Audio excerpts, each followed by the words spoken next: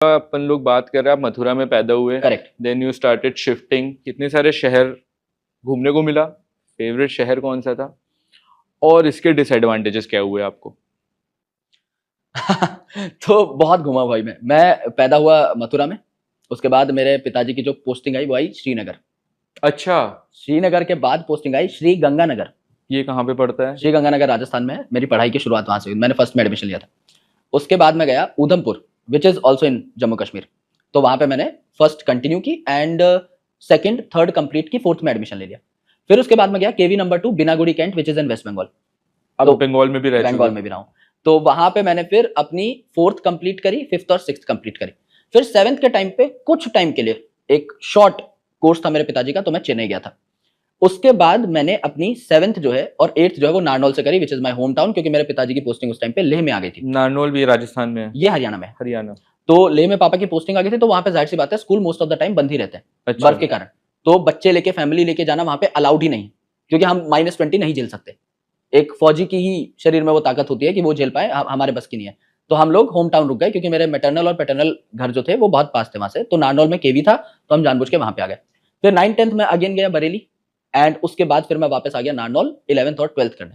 तो ऐसे करके काफी सारे स्कूल्स मैंने चेंज किए। सबसे बढ़िया शहर जहाँ पे रहे स्कूल टाइम? सबसे बढ़िया, क्योंकि नारनौल तो होम टाउन है, तो वो उसके लिए मैं बायस्ड हूं, तो मैं उसको बाहर रखता हूँ इस लीग से। उसके अलावा अगर आप देखें तो मैं बरेली में रहा, पर बरेली से मेरा निकलना बहुत भारी हो गया था। I have seen Covid before Covid. तो एक बहुत इंटरेस्टिंग किस्सा है, मैं आपको सुनाता हूँ। इंटरेस्टिंग नहीं, दुखद है, लेकिन मैं उससे स्कूल बहुत हैम्पर हो गया था मेरा। तो when I was in 10th class, तो 10th क्लास के जो बोर्ड एग्जामिनेशंस रहते हैं वो कुछ स्टार्ट होते हैं मार्च के पहले वीक में, और मार्च के सेकंड वीक तक रैप अप हो जाते हैं। 5 ही पेपर होते हैं। तो 15-16 मार्च को मेरे को ध्यान है कुछ। ये 10वीं की बात करो 12वीं की? ये 10वीं की बात कर रहा हूँ। तो लगभग 15-16 मार्च तक मेरे पेपर रैप अप हो गए थे। उसके बाद केवी में क्या होता है कि आप जब तक 11th में एडमिशन नहीं लेते तब तक आप स्कूल जा नहीं सकते। तो हमारे स्कूल्स खुलते हैं समर वेकेशन के बाद, जुलाई में। इनफैक्ट मतलब जुलाई भी खत्म ही मान लो आप, अगस्त के आसपास मान लो। तो 15 मार्च तक पेपर हुए, तो आधा मार्च है मेरे पास, अप्रैल है, मई है, जून है, जुलाई है। 4.5 महीना मेरे पास पड़ा हुआ। उस टाइम पर क्या हुआ, एक प्ले चल रहा था वहां पे, एंड ये बात है शायद 2012 की बात है। एक प्ले चल रहा था, तो एक छोटा बच्चा था, वो कृष्ण जी बना हुआ था। तो वहां पे हिंदू मुस्लिम दंगे बहुत होते थे। ये हम बरेली की बात कर ये बरेली की बात कर रहे हैं। तो हिंदू मुस्लिम दंगे बहुत होते थे, तो उस बच्चे को काट दिया। अच्छा। काट दिया, टुकड़े कर दिए। तो बदला लेने के लिए, मतलब बच्चा काट दिया, जाहिर सी बात है। ये हम प्ले की बात कर रहे हैं ना अभी? बच्चा प्ले कर रहा था, जैसे आप हो, आप कृष्ण जी बने हुए, मैं आया, मैंने आपको काट दिया सच में। अच्छा। Yes, you are doing your play, you are doing your part, आप कृष्ण जी बने हुए, सच में काट दिया।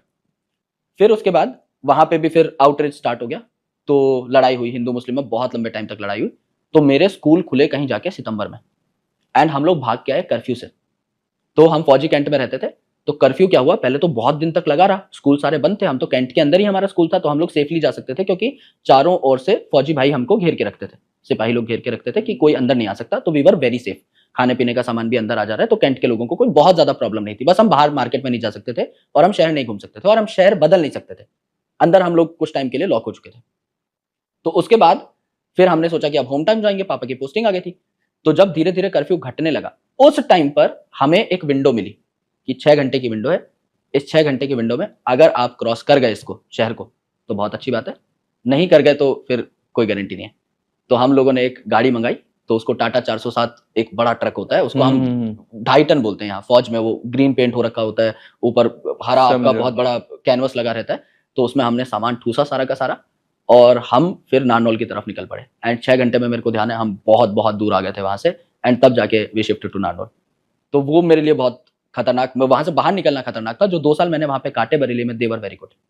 कैंट बहुत सारी चीजें सिखाता है। तो मैं जो अपने पिताजी के साथ रहा हूँ, फैमिली के साथ रहा हूँ, वो जो टाइम था वो बहुत प्रेशियस था। पर वहां से निकलना, ये मेरे को हमेशा मतलब खलता है कि मैं इस तरीके से भाग के आया।